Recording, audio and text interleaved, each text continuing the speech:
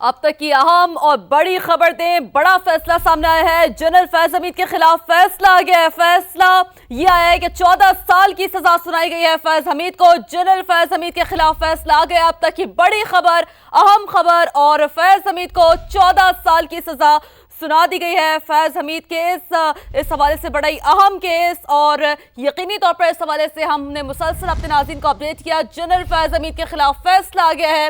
یہ انتہائی اہم فیصلہ ہے۔ 14 سال کی سزا سنا دی گئی ہے فیض حمید کو۔ جنرل فیض حمید کے خلاف فیصلہ آ گیا ہے۔ فیض حمید کو 14 سال کی سزا سنا دی گئی ہے۔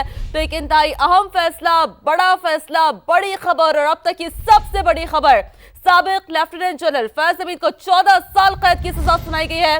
فوجی عدالت کا یہ ایک بڑا اہم فیصلہ ہے، اور فوجی عدالت کا ایک اہم فیصلہ سامنے آیا ہے۔ اب سابق لیفٹیننٹ جنرل فیض حمید کو 14 سال قید کی سزا سنائی گئی ہے۔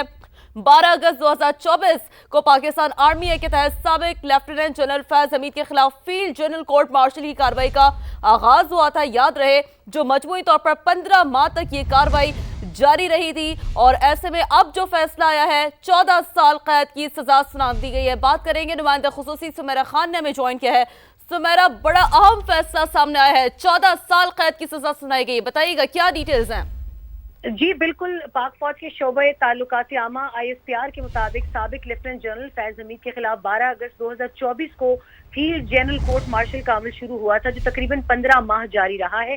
بیان کے مطابق ملزم پر 4 سنگین الزامات پر ٹرائل کیا گیا، جن میں سیاسی سرگرمیوں میں ملوث ہونا، آفیشل سیکرٹ ایکٹ کی خلاف ورزی جو ریاست کی سلامتی و مفاد کے لیے نقصان دہ تھی، اختیارات اور سرکاری وسائل کا غلط استعمال، اور شہریوں کو ناجائز نقصان پہنچانا شامل ہے۔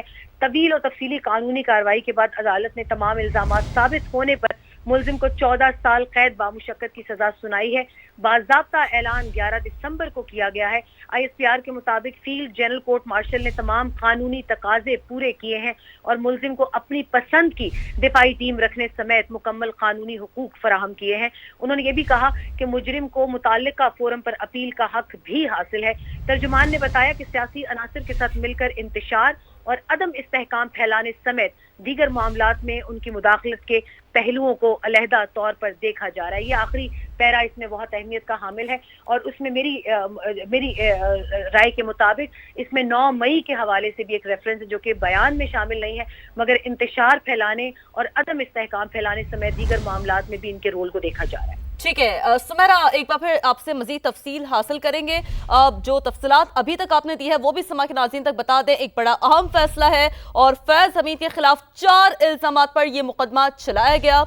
ISPR کی جانب سے بھی یہ کہا جا رہا ہے، تو یہ ممکنہ طور پر 4 الزامات تھے جس پر یہ مقدمہ تھا، جس پہ جیسا کہ سمیرہ ہمیں بتا رہی تھی کہ ریاست کی سلامتی کے خلاف ایک تو اقدام تھا۔ بات کرتے ہیں حافظ احسان صاحب، ماہر قانون ہمیں جوائن کر چکے ہیں۔